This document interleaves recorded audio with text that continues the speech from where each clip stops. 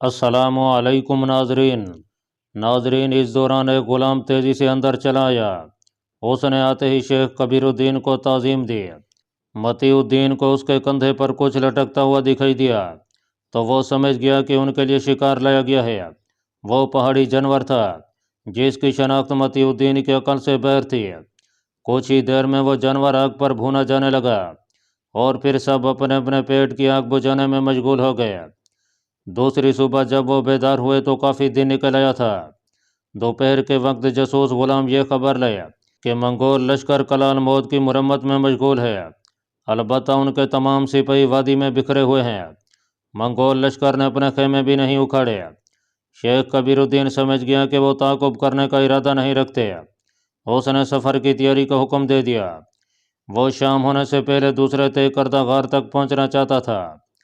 متی الدین نے اسے اجازت طلب کی تو اس نے انہیں گھوڑے اور 2 خیمے دیے اور معذرت اختیار کرتے ہوئے کہا کہ اس کے کھانے کے سامان کا بندوبست نہیں ہے، انہیں شکار پر ہی گزارا کرنا ہوگا۔ متی الدین اس کی بات پر ہنسنے لگا۔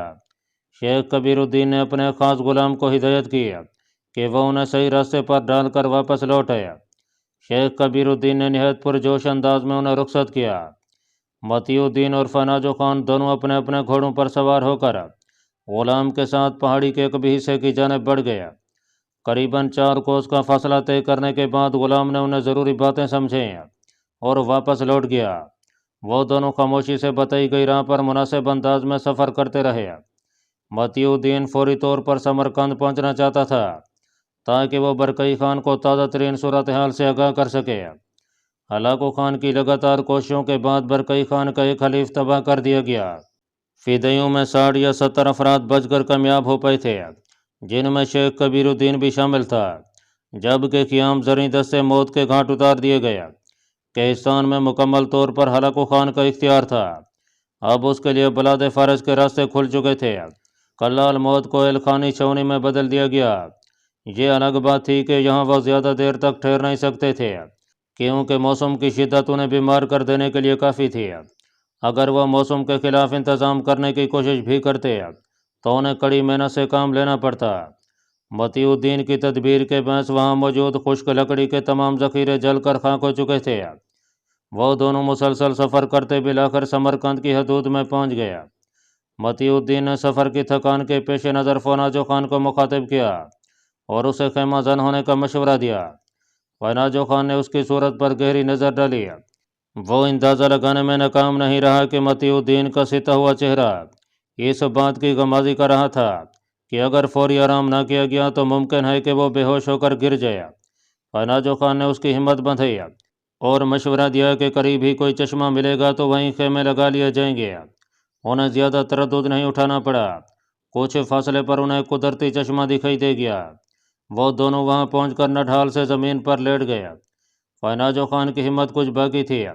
اس نے چند لمحے سستا کر دونوں گھوڑوں کی باگیں ایک بڑے پتھر کے نیچے دبائیں اور چشمے کے پانی کے چھینٹے منہ پر مارنے لگا۔ تھوڑی دیر بعد متی الدین نے بھی ہمت کی اور پانی کے چھینٹوں سے اپنے ہوش و حواس درست کیے۔ فناجو خان نے تھوڑی دیر میں اپنے خیمے کھڑے کر لیے۔ اس دوران ایک پہاڑی بکرا پانی پینے کے لیے چشمے کی جانب آیا۔ متی الدین نے اسے دیکھ کر فناجو خان کو چوکنا کیا۔ فناجو خان نے بکرے کی صورت دیکھی تو اس کا چہرہ کھل اٹھا۔ وہ اس پر یوں ٹوٹ پڑا جیسے اس کا من پسند مشغلہ ہاتھ لگ گیا ہو۔ پہاڑی بکرا بھاری بھرکم فناجو خان کے آگے زیادہ دیر مزاحمت نہ کر سکا اور زمین پر ڈھیر ہو گیا۔ فناجو خان اسے گھسیٹتا ہوا خیمے کی جانب لایا۔ متی الدین ایک پتھر سے ٹیک لگا کر بوجھل نگاہوں سے یہ سب دیکھ رہا تھا۔ اس کی آنکھیں بے خوابی کے باعث انگارہ ہو رہی تھیں۔ تم کون لوگ ہو بھائی؟ ایک اجنبی آواز ان کے عقب میں گونجی۔ وہ دونوں چونک کر اس کی جانب دیکھنے لگے۔ وہ شکل و صورت سے تاتاری ہی دکھائی دیتا تھا۔ ناظرین، قاضی جمال الدین ابو عبداللہ محمد بن سالم اپنے دور کی ایک سرآمد روزگار شخصیت تھے۔ ان کے دادا کا نام واصل تھا اور اسی نسبت سے وہ دنیا علم و فن میں علامہ ابن واصل کے نام سے مشہور و معروف ہوئے۔ 604 ہجری میں علامہ ابن واصل پیدا ہوئے اور اس دور کے نامور اساتذہ سے مختلف علوم کی تحصیل کی صنعت فراغت کے بعد حمات نامی شہر میں سلسلہ و تدریس شروع کیا اور پھر تتاری الغار کے باعث وہاں سے ہجرت کر کے قاہرہ چلے آئے۔ مشہور مورخ اور جغرافیہ داں علامہ اسماعیل بن علی ایوبی المعروف علامہ ابوالفدا ان کے معروف شاگردوں میں سے ایک تھے۔ علامہ ابوالفدا اپنے استاد محترم کے بارے میں لکھتے ہیں، علامہ قاضی جمال الدین محمد امام وقت اور فضلائے زمانہ میں سے ایک ہیں۔ مختلف علوم، فقہ، اصول دین، منطق، ہنساہیت اور تاریخ میں دستگاہ کامل رکھتے ہیں۔ ان کی مختلف تصنیفات میں مفرج القروب فی الاخبار بنی ایوب خاصی شہرت یافتہ تاریخ کی کتاب تصور کی جاتی ہے۔ ایک دوسری جگہ قاضی جمال الدین محمد کے بارے میں علامہ ابوالفدا لکھتے ہیں، میں بارہا ان کے پاس حماد گیا اور کتاب اقلیدس کی اکثر مشکلات کو ان سے حل کیا اور ان سے بھرپور استفادہ کیا۔ عروض میں ابن حاجب کے منظوم رسالہ کی شرح بھی میں نے انہی سے پڑھی، کیونکہ انہوں نے اس رسالہ کی نہایت عمدہ شرح لکھی تھی، اور اسی طرح کتاب الاغانی میں جو اسماء ہیں ان کی صحیح بھی انہی سے حاصل کی۔ 659 ہجری میں سلطان رکن الدین بیبرس نے اپنی خارجہ حکمت عملی کے تحت قاضی جمال الدین ابن واصل کو اطالیہ اور سسلی کے حکمران شاہ منفرید سے دوستانہ مراسم کے لیے اطالیہ روانہ کیا۔ شاہ منفرید سے تعلقات کا بنیادی مقصد یہی تھا کہ سلطنت اسلامیہ پر تتاریوں کی جانب سے ٹوٹنے والے ظلم و ستم کے باعث جو نا امیدی اور بے اطمینانی کی فضا چھائی ہوئی تھی، اس میں نصرانی اور صلیبی خطرات کے بڑھتے ہوئے دباؤ کو کسی بھی طرح کم کیا جائے۔ شاہ منفرید کے بارے میں اس قسم کی خبریں موصول ہوئی تھیں کہ وہ بازنطینی کلیسا کا شدید مخالف ہے اور ان کے ناپسندیدہ عزائم کے خلاف آواز بلند کرتا رہتا ہے۔ سلطان رکن الدین بیبرس نے تمام اطلاعات کی روشنی میں غور و خوض کیا تو اسے ایک ایسی سفارت کی ضرورت محسوس ہوئی جو نہایت غیر معمولی صلاحیتوں کی حامل ہو۔ قاضی جمال الدین محمد ابن واصل کے علمی فضائل اور خدا داد اجنحات کا ڈنکا قاہرہ میں ہر سو بج رہا تھا، لہذا سلطان رکن الدین بیبرس کی نگاہ انتخاب انہی پر ٹھہری۔ قاضی جمال الدین کو شاہی محل میں طلب کیا گیا اور انہیں شاہ منفرید کے حوالے سے ضروری نوعیت کی معلومات فراہم کی گئیں۔ قاضی جمال الدین نے تمام تفصیلات کو بڑی طمانینت اور دھیان سے سنا۔ وہ امت مسلمہ کے حالات کی سنگینی اور نزاکت سے بخوبی آگاہ تھے۔ انہوں نے نہ صرف اپنے انتخاب پر سلطان رکن الدین بیبرس کا شکریہ ادا کیا بلکہ اس کی اس حکمت عملی کو بھی سراہا، کیونکہ سلطنت اسلامیہ پر چھائے ہوئے بدترین حالات میں شاہ منفرید سے دوستی کی کوشش نہایت عمدہ اقدام میں شمار کی جا سکتی تھی۔ قاضی موصوف نے بخوشی اس ذمہ داری کو قبول کر لیا۔ سلطان رکن الدین بیبرس نے شاہ منفرید کے ایک بہترین مراسلہ اور بیش بہا قیمتی تحائف ان کے حوالے کیے۔ قاضی جمال الدین ابن واصل ضروری تیاری کے ساتھ قاہرہ سے نکل کر دمیاط پہنچے اور پھر وہاں سے سمندری راستے سسلی اور پھر اطالیہ پہنچ گئے۔ مختلف شہروں میں سے سفر کرتے ہوئے وہ اطالیہ کے دارالحکومت امبولیا پہنچ گئے۔ یہ شہر اندلس کی سلطنت سے متصل تھا۔ کسی زمانے میں اس شہر پر مسلمانوں کی حکومت ہوا کرتی تھی، مگر مسلمانوں کی ناقابت اندیشی اور باہمی جھگڑوں کے باعث اب یہ نصرانیت کے پرچم تلے آ چکا تھا۔ تعصب اور کمینگی کا یہ عالم تھا کہ نصرانی حکمرانوں اور رعیت نے مسلمانوں کی سالیہ سال کی خدمات و احسانات کو فراموش کرتے ہوئے یک لخت آنکھیں ماتھے پر رکھ لی تھیں اور سلطنت کی باغ ڈور سنبھالتے ہی مسلمان رعیت کے ساتھ ظلم و ستم کا رویہ اختیار کر لیا۔ انہیں جبراً عیسائی بنایا جانے لگا اور جو کوئی دین حق سے پیچھے ہٹنے پر آمادہ نہ ہوا اسے اپنے مقبوضہ علاقوں سے نکال بہر کیا۔ بے بس و لاچار اور مجبور مسلمان اپنے گھر بار اور ساز و سامان چھوڑ کر اطالیہ کے شہروں سے نکل کر جزیرہ سسلی میں پناہ گزین ہوئے، مگر وہاں بھی ان کی آپسی نا اتفاقی اور اختلافات ان پر حاوی ہو گئے۔ اطالیہ کے نصرانی فرما رواؤں نے مسلمانوں میں باہمی اتحاد کا فقدان دیکھتے ہوئے آگے بڑھ کر سسلی پر بھی قبضہ کر لیا۔ یوں مسلمان حکمیت سے دور غلامی کی دلدل میں دھنستے چلے گئے۔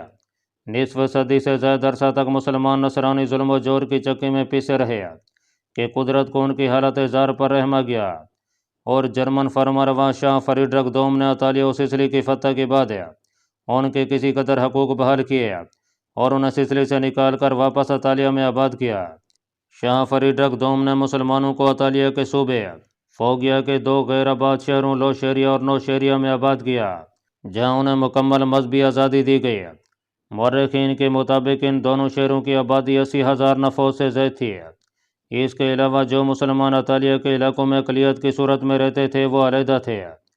شاہ فریڈرک دوم کے اس اقدام کے پیش نظر بازنطینی کلیسا نے سخت اور کڑی تنقید کا رویہ اختیار کیا، مگر شاہ فریڈرک دوم نے بازنطینی شہنشاہیت کو جوتے کی نوک پر رکھتے ہوئے ان کے سب مطالبات رد کر دیے۔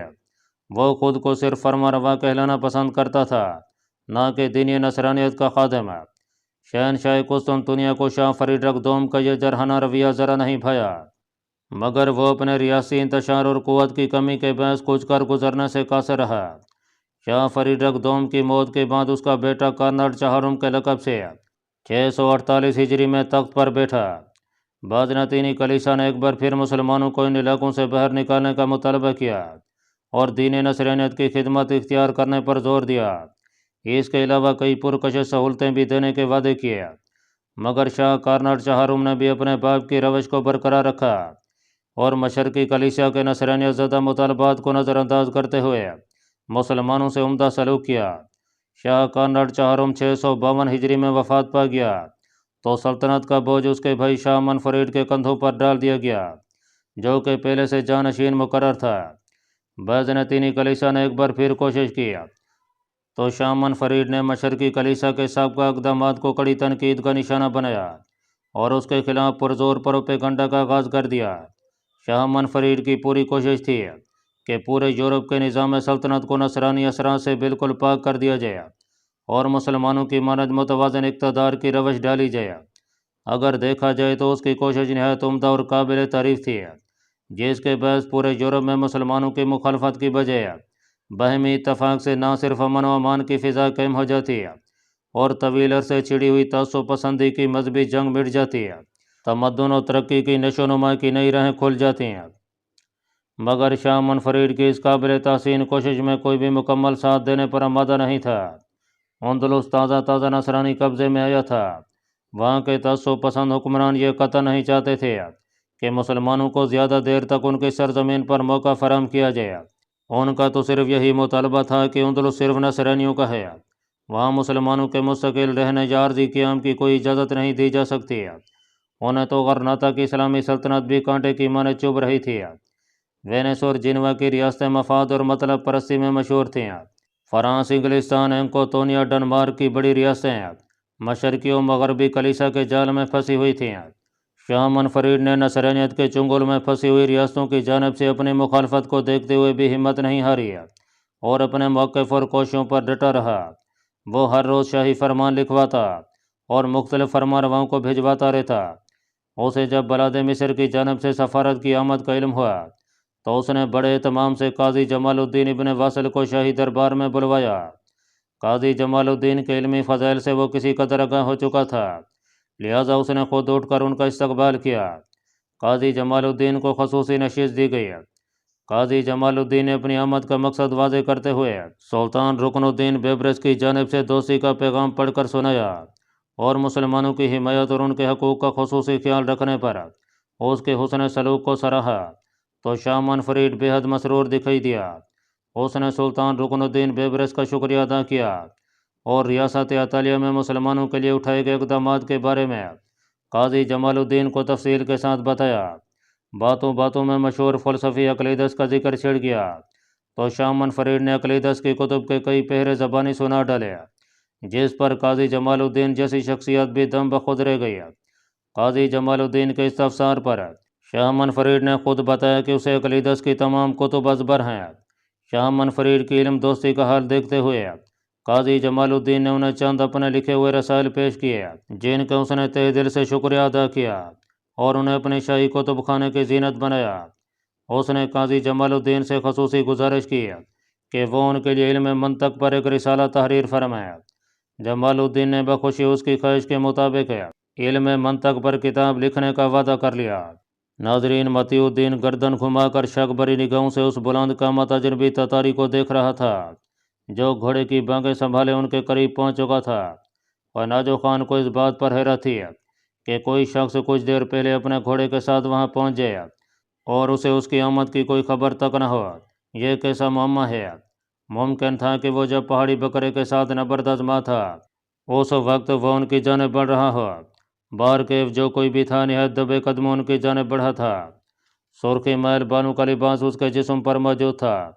وہ شکل و صورت سے تتاری ضرور دکھائی دیتا تھا، مگر نہ جانے کیا بات تھی کہ متی الدین کو اس کے تتاری نہ ہونے پر ہلکا سا شبہ ہونے لگا۔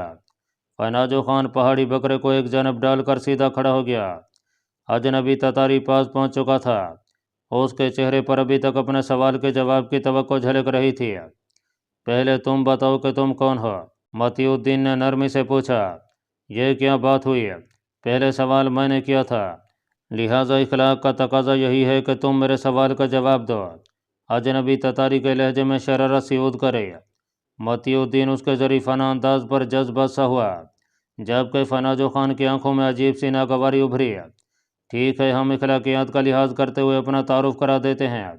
میرا نام متی الدین ہے، یہ میرا ساتھی فناجو خان ہے، اور ہم سرائے کے مسافر ہیں، متی الدین نے بتایا۔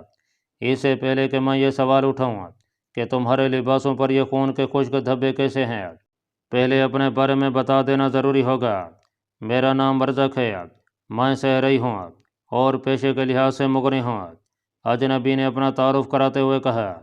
متی الدین اس کے انداز گفتگو پر مسکرانے لگا۔ فناجو خان اس کی جانب بے پرواہ ہو کر بکرے کی کھال اتارنے میں مصروف ہو گیا۔ تمہارا تعلق کس قبیلے سے ہے؟ متی الدین نے پوچھا۔ میرا تعلق کسی قبیلے سے نہیں، میں خود کو سرہ گوبی کا بیٹا سمجھتا ہوں۔ الحمدللہ، جب سے میں حلقہ اسلام میں داخل ہوا ہوں خود کو آزاد اور ہر رسم سے پاک سمجھتا ہوں، ارزق نے جواب دیا۔ فناجو خان اس کی بات پر چونکا اور تیز نگاہ ڈالی۔ یہ حقیقت تھی کہ اسے تتاریوں کا مسلمان ہونا ایک آنکھ نہیں بھاتا تھا۔